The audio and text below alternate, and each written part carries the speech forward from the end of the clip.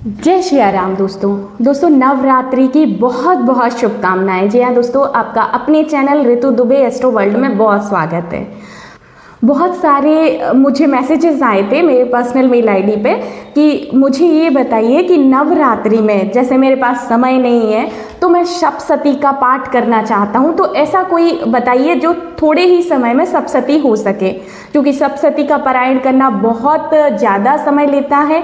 लगभग बहुत जल्दी अगर पाठ करते हैं तो लगभग 2.5 से 3 घंटे का समय लगता है, जिसमें आप पूरा सप्तशती का पाठ कर सकते हैं। तो क्या ऐसा कर सकते हैं हम? कौन सा पाठ करें कि हमें नवरात्रि में सप्तशती का पूरा फल प्राप्त हो जाए? तो दोस्तों मैं पूरी विधि बताऊंगी आपके लिए, पूरा मैं कैसे नियम संयम के साथ आपको पाठ करना है कम समय में, ये पूरी बात बताऊंगी। वीडियो में लास्ट तक बने रहिए, नहीं तो आपको समझ नहीं आएगा। और अगर वीडियो अच्छा लगे तो आपको लाइक जरूर करना है और सब्सक्राइब, और साथ में अपने दोस्तों के साथ भी शेयर करना जरूरी है। तो चलते हैं हम सप्तशती के लिए। सबसे पहले मैं आपको बता देती हूँ सप्तशती पाठ करने के क्या नियम होते हैं। उससे पहले सप्तशती कहाँ से आया? सप्तशती जो पाठ है वो माँ दुर्गा के लिए समर्पित है। इसकी जो अधिष्ठात्री देवी हैं वो दुर्गा के अलग अलग स्वरूप ही हैं। जी हाँ, सप्तशती मार्कंड पुराण से लिया गया है। मार्कंड एक छोटे से बालक थे जिन्होंने छोटी सी आयु में ही भगवान भोलेनाथ की कृपा और माँ दुर्गा की कृपा को प्राप्त किया, और उन्होंने ही सप्तशती का निर्माण किया। तो मार्कंडेय पुराण में से ही दुर्गा सप्तशती ली गई है। दोस्तों इसका नियम जो है, तो आपको उच्च स्वर में, ना ज़्यादा उच्च स्वर में इसका पाठ करना है, ना ही बहुत ज़्यादा धीमे धीमे पाठ करना है। आपको दुर्गा सप्तशती का आराम से इतने स्वर में पाठ करना है कि आपके पास बैठे इंसान को स्पष्ट सुनाई दे। साथ में आपको हिलते हुए पाठ नहीं करना है। मतलब जब हम पाठ करते हैं और पाठ करते करते उसी में तल्लीन हो जाते हैं तो हम अपने शरीर को इस तरह से आगे पीछे हिलाने लगते हैं। नहीं, आपको स्थिर बैठ के ही पाठ करना है। के बाद का जो नियम है वो है आपको आसन जरूर बिछाना है। बिना आसन के आपको पाठ नहीं करना है। अगला जो नियम है वो ये कहता है कि जो सप्तशती की पुस्तक है वो एक दिव्य पुस्तक मानी जाती है। उसमें एक विशेष प्रकार की ऊर्जा होती है, इसलिए कभी उसको अपने पैरों पे रख के, अपने हाथों में लेके पाठ नहीं करना है। लकड़ी की एक स्टैंड आता है जिसको रहल कहा जाता है, उस पे आप रखकर पाठ करें, उससे विशेष फल मिलता है। सबसे पहले मैं जो हर वीडियो में आपको बताती हूँ, किसी प्रकार की पूजा पाठ है वो संकल्प के साथ करनी है। रात्रि में अगर दुर्गा सप्तशती का आप पारायण कर रहे हैं तो संकल्प लेना बिल्कुल नहीं भूलना है। साथ में आप पहले जब आप दुर्गा सप्तशती का संकल्प ले रहे हैं तो अपने गुरु को याद करिए, भगवान गणपति जी को याद करिए, उनको अपने संकल्प की रक्षा के लिए उनसे प्रार्थना करिए। साथ में माँ भगवती की प्रार्थना कीजिए, क्योंकि बिना भगवती कृपा से आप उनकी पूजा कर ही नहीं सकते हैं। तो अगर आप पूजा कर रहे हैं, आप सप्तशती का पाठ कर रहे हैं, तो ये मानिए कि आप नहीं कर रहे हैं, आपके द्वारा कराया जा रहा है, जिससे आपका प्रारब्ध या संचित कर्मा वो कट सकें। अगर आप प्रारब्ध और संचित कर्म के बारे में जानना चाहते हैं तो कमेंट जरूर करना है। और दोस्तों कमेंट तो आप जरूर कीजिए कि जो भी आपको लगे वो कमेंट जरूर करना है। इसके पश्चात बहुत ही आसान विधि है दुर्गा सप्तशती की। जो पूरा सप्तशती, उसमें 13 अध्याय माने जाते हैं। तो 13 अध्याय पढ़ने में ऊपर से आप कुंजिका पाठ करेंगे, कवच, अर्गला, कीलक पढ़ेंगे, उसमें समय लगता है। तो आपको क्या करना है कि सर्वप्रथम, इतना पूरा आपको नहीं पढ़ना है, तो आपको सिर्फ और सिर्फ मध्यम चरित्र का ही पाठ करना है। अब मध्यम चरित्र क्या होता है?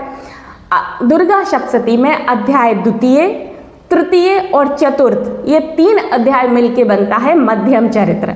आप पूरी नवरात्रि में भी अगर मध्यम चरित्र का भी पाठ करते हैं तो आपको संपूर्ण दुर्गा सप्तशती का ही फल प्राप्त होगा। लेकिन करना कैसे है?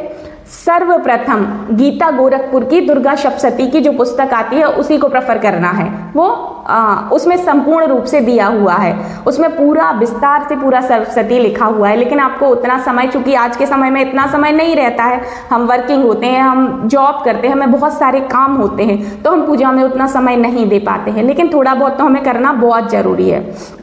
तो सर्वप्रथम आपको क्या करना है, सिद्ध कुंजिका का पाठ करना है, क्योंकि उसमें जो मंत्र होता है वो बहुत सिद्ध होता है। कुंजिका स्त्रोत अपने आप में एक सिद्ध स्त्रोत होता है। तो सबसे पहले उसका संपुट लगाना है आपको, किसका, कुंजिका स्त्रोत का।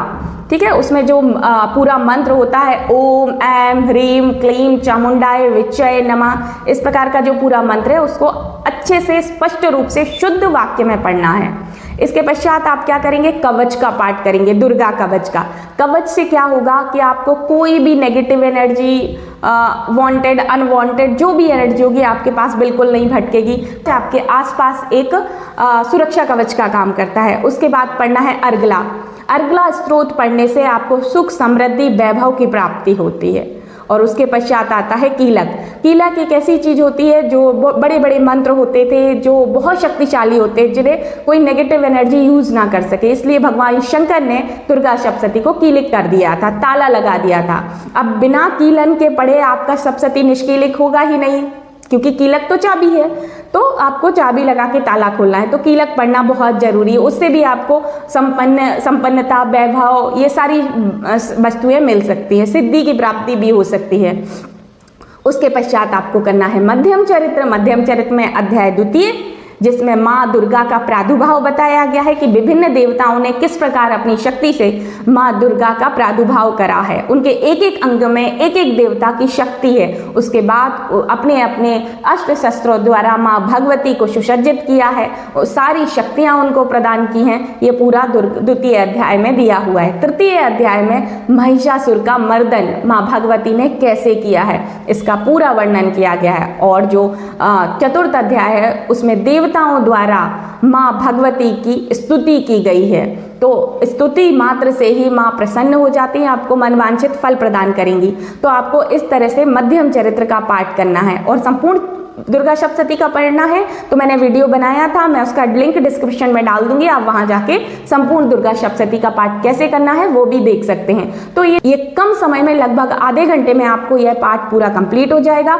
आप माँ भगवती की कृपा इससे भी प्राप्त कर सकते हैं। दोस्तों, हिंदू धर्म में माँ दुर्गा की उपासना के लिए नवरात्रि विशेष त्योहार माना जाता है।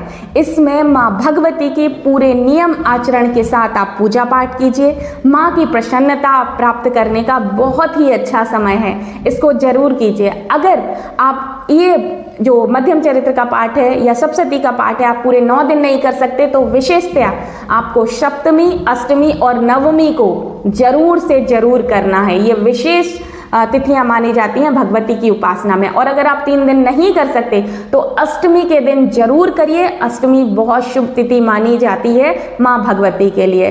तो दोस्तों, इस बार नवरात्रि में मैंने एक वीडियो बनाया है, इसका लाभ उठाइए और कमेंट जरूर करिए। मुझे आपके एक कमेंट से मुझे बहुत अच्छा लगता है कि आप लोग मुझे सुन रहे हैं। माँ की हर जगह, हर लोगों में उनकी स्तुति अगर फैल रही है, उनकी महत्व उनका फैल रहा है, तो इससे बढ़ के खुशखबरी हम सब के लिए क्या हो सकती है, सनातनियों के लिए। तो आप इसका ज़्यादा से ज़्यादा शेयर कीजिए, लाइक कीजिए, सब्सक्राइब कीजिए। और वीडियो अच्छी लग रही हो तो कमेंट में मुझे बताइए, मैं इस तरह के वीडियो आपको लाती रहूँगी। जय श्री राम, जय माता की।